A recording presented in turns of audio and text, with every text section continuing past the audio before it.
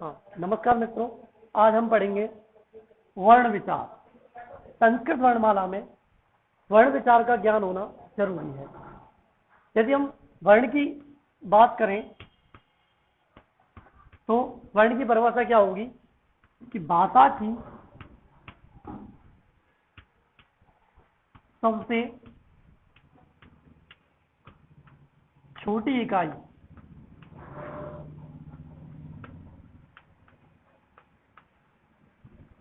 भाषा की सबसे छोटी इकाई जिसके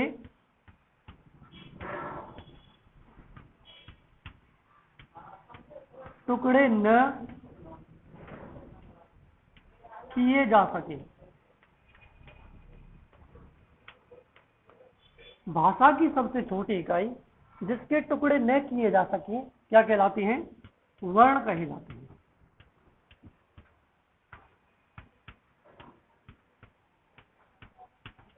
जैसे वर्णों की यदि बात करें, जैसे अ, ई, उ, क, हलंत, ख, हलंत। हलंत इन पर इसलिए लगाया गया है क्योंकि हम इसके टुकड़े नहीं कर सकते। अब ये जो है भाषा की सबसे छोटी इकाई जिसके टुकड़े न किए जा सके वर्ण कहे जाते हैं। ये हो गए आपके वर्ण। अब दूसरा आता है वर्णमाला। वर्णमाला क्या है? वर्णों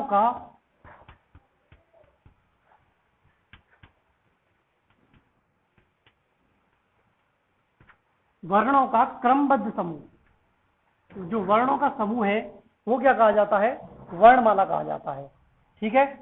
यदि हम संस्कृत में बात करें तो संस्कृत में जो वर्ण है, अब वर्णमाला में क्या है? वर्णमाला में क्या आएगा? वर्णमाला में आएगा आ, केस, इसके सारे वर्ण जो आएंगे वो सब वर्णमाला में आ जाएंगे। ठीक है। अब यदि हम वर्ण की बात करें तो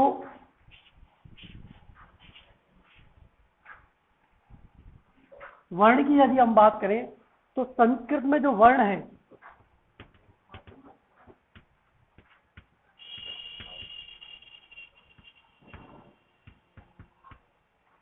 संस्कृत में वर्ण,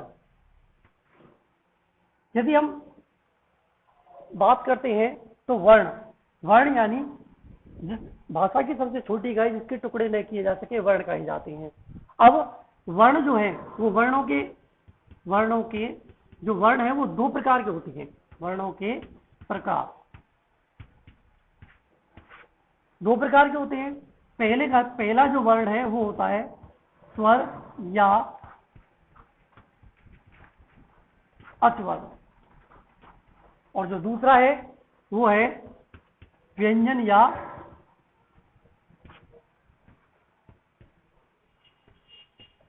हल वर्ण। अब स्वर या अचवर्ण, व्यंजन या हल वर्ण। अब ये जानने के लिए कि स्वर को अच क्यों कहा जाता है, व्यंजन को हल क्यों कहा जाता है, स्वरों की संख्या कितनी है, स्वर की परिभाषा क्या है, व्यंजन कितने हैं, व्यंजन की परिभाषा क्या है, इसके बारे में हम आपको बताते हैं। सबसे पहले स्वर।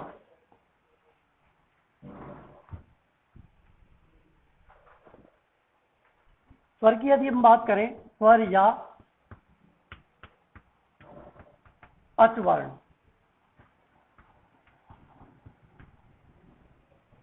स्वर या अचवर्ण, सबसे पहले हम इसकी परिभाषा की बात करते हैं। तो स्वर की जो परिभाषा है कि वे वर्ण जो बिना किसी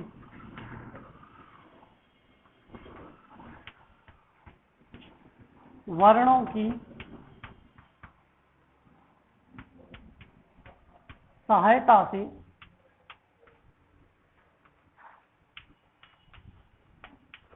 बोले जाते हैं। वे वर्ण जो बिना किसी वर्णों की सहायता से बोले जाते हैं, स्वर बोले जाते हैं।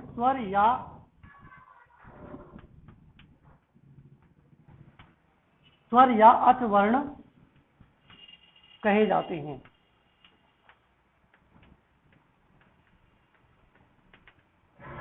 अब यानी वे वर्ण जो बिना किसी वर्णों की सहायता से बोले जाते हैं स्वर या अचवर्ण कहे जाते हैं। अब स्वरों की संख्या कितनी है? स्वरों की जो संख्या है संस्कृत में वो है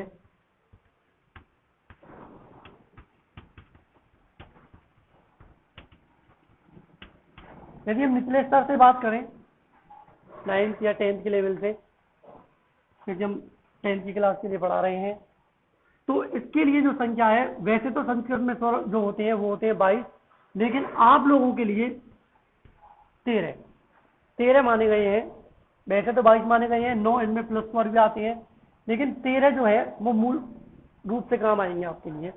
तो इनमें 13 में सबसे पहले आती है ह्रस्व स्वर, ह्रस्व यानी छोटा।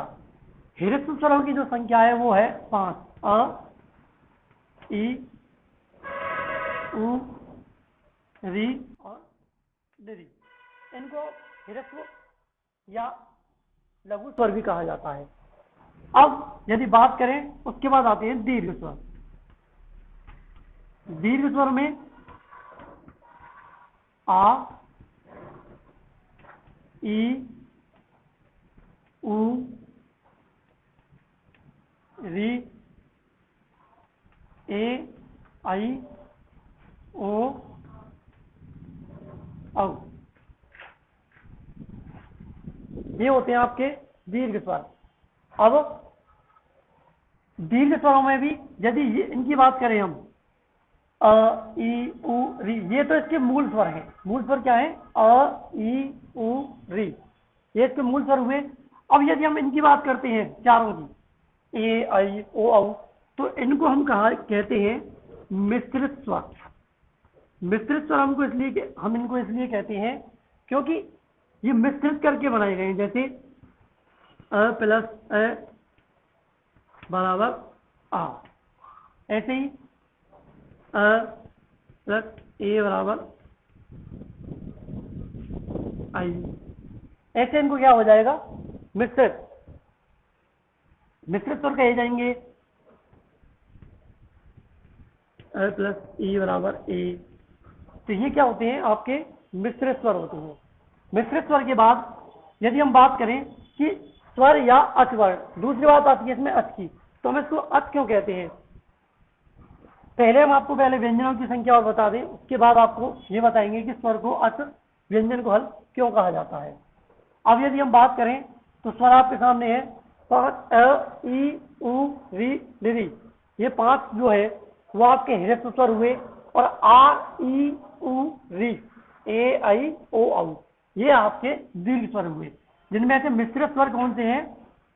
ए, आई, ओ, औ, ये आपके हुए मिश्रित स्वर। अब उसके बाद व्यंजन वर्ण।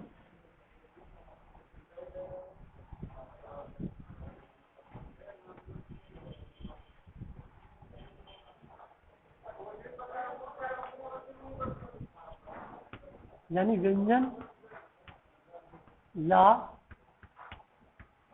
हल वर्ण।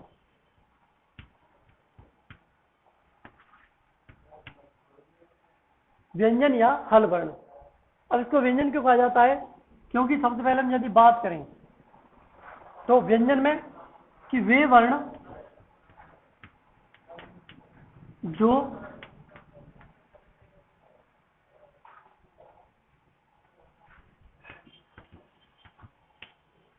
स्वर वर्णों की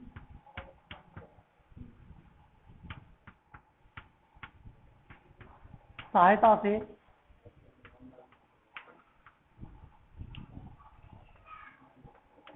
बोले जाते हैं।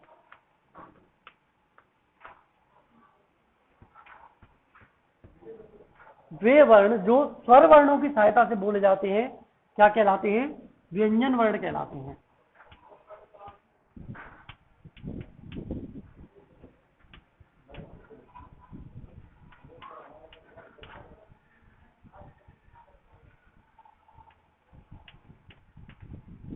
संस्कृत में जो है व्यंजन वर्णों की संख्या है वो है 33।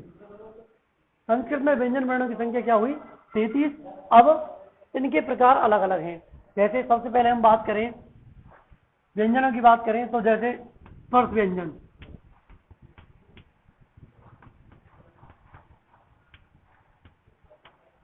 स्पर्श व्यंजन में सबसे पहले आएगा क से लेकर मैं तक। इनको 5 वर्गों में विभाजित किया गया है। जैसे पहला वर्ग है इसका क वर्ग, जिसमें आता है क, ख, ग, घ, ण। उसके बाद आता है च वर्ग, च, छ, ज, झ, य। उसके बाद आता है मित्रों ट वर्ग,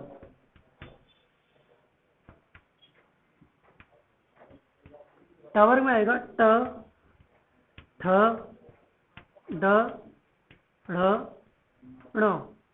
उसके बाद आता है ट वर्ग,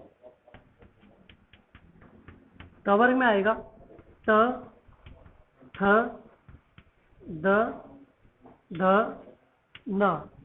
उसके बाद आता है प वर्ग, प वर्ग में आएगा प, फ, ब, भ और म। क वर्ग, च वर्ग, ट वर्ग, ट वर्ग और प वर्ग, इन सभी वर्गों को कहा जाता है स्पर्श व्यंजन। ठीक है। इसके बाद यदि आगे बात करें तो ये तो आपके स्पर्श व्यंजन जो है इनकी संख्या होती है 25। स्पर्श व्यंजनों की संख्या कितनी होती है? 25। उसके बाद बचे कितने? 8। 8 में सब उसके बाद आता है अंतःस्थ व्यंजन। अंतःस्थ व्यंजन में आएगा य, व, र, ल। उसके बाद ऊष्म व्यंजन। ऊष्म व्यंजन जो है, ऊष्म व्यंजन में आएगा श, श, स, ह। अब उसके बाद बच रहा है संयुक्त व्यंजन। संयुक्त व्यंजन में क्या आता है? संयुक्त व्यंजन में है जो मिलकर बनाए गए हैं, जैसे क्ष, त्र, ज्ञ। अब क्ष, त्र, ज्ञ, जिसमें इसकी बात करें क्ष की, तो ये बना है क और श से मिलकर। त्र की बात करें तो ये है त और रे से मिलकर बना है। और यदि ज्ञ की बात करें तो ये बना है ज और य से मिलकर। ठीक है मित्रों। उसके बाद ये हुए आपके व्यंजन वर्ण। स्वर हुए 33 तो हुए आपके व्यंजन, 13 हुए आपके स्वर। तो 33 और 13 हो गए। टोटल वर्ण जो होते हैं वो होते हैं 46 वर्ण। ठीक है। के बाद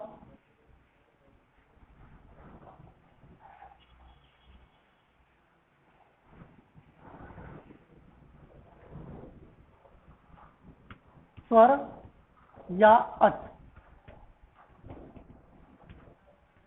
अब ये स्वर या अच, ये आपके संधि में भी काम आएगा, जिसको स्वर या अच संधि कहा जाता है। अब स्वर को अच क्यों कहा जाता है? इसके लिए आपको माहेश्वर सूत्र को थोड़ा ज्ञान होना जरूरी है। माहेश्वर सूत्र,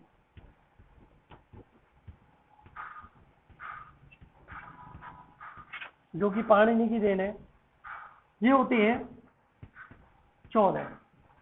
भगवान शिव की आराधना करने पर उनके डमरू से निकलने वाले 14 सूत्र, जिनको हम इस प्रकार समझेंगे।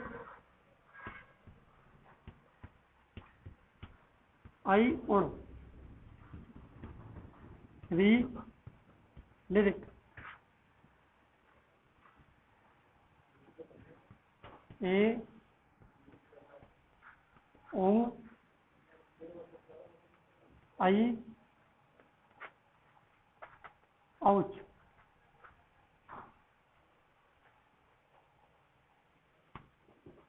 हायावरट,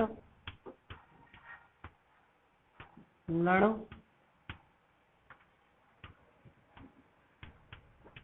यम गणनम,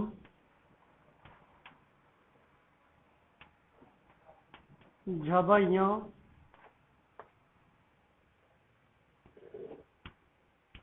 गड़ दस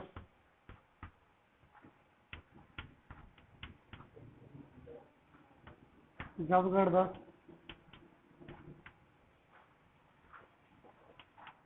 खप छटप चट तब कप य श स और र और अंतिम है इसका हल।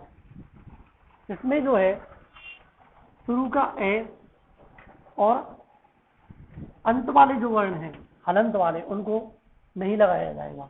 अब जैसे यहां से हमने क्या लिया और यहां से हमने लिया क्या, इसको बोला जाता है प्रत्याहार। क्या बोला जाता है? प्रत्याहार। अब अच में ऐसे लेके तय तक जो वर्ण आ रहे हैं हलंत वाले वर्णों को नहीं जोड़ना है। इसमें क्या आया? ई उ, उसके बाद री, के बाद लिरी, के बाद ए, उसके बाद आया ओ,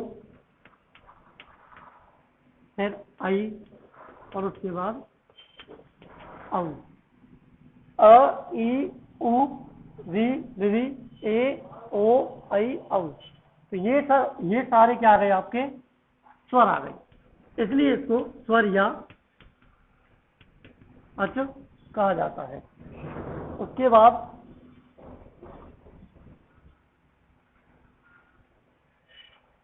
यहां से लिया ह और अंत में क्या लिया? ल। ह ल। अब इसमें इसके अंतर्गत आने वाले सभी वर्णों को क्या हो जाएगा? ह से लेकर ल वर्ण तक के अंतिम वाले जो वर्ण हैं उनको नहीं जोड़ा जाएगा। तो ह य व र ल य म र न ज ब घ ड़ द ज ब ग ड़ द के बाद ख छ स छ ठ त च ट क प श श स और ह। ये सारे जो वर्ण है वो किस में आ जाएंगे? हल। यानी हल को इसलिए क्या कहा जाता है? व्यंजन भी कहा जाता है। ठीक है मित्रों, अब ये हुआ आपका स्वर और व्यंजन वर्ण। स्वर और व्यंजन वर्णों में अब यदि हमको जैसे कोई वर्ण बनाना हो, जैसे स्वर वर्ण है, जैसे स्वर वर्ण क्या है? अ ई उ री, ये आपके स्वर वर्ण है। और व्यंजन वर्णों में क ख ग घ, ये वाले व्यंजन वर्ण है। तो जो व्यंजन वर्ण है वो स्वर वर्ण के बिना अधूरा है। जैसे क प्लस अ बराबर क्या बनेगा? क। तो ये तब तक अधूरा रहेगा जब तक इसमें अवर्ण नहीं जुड़ जाता। इसके बिना इसका मतलब इसका पूरा नहीं होगा। जैसे अपन एक वर्ण, एक नाम, एक शब्द बनाते हैं, जैसे एक शब्द है कमल। यदि हम इसका विखंडन करते हैं तो क प्लस अ प्लस म प्लस अ प्लस ल प्लस अ। तो ये क्या हुआ? क सब पे क पे हलंत है, मे पे हलंत, ल पे हलंत। तो जब तक इनमें स्वर वर्णों को नहीं जोड़ा जाएगा तब तक ये वर्ण क्या कहे जाएंगे? अधूरे कहे जाएंगे। ठीक है मित्रों।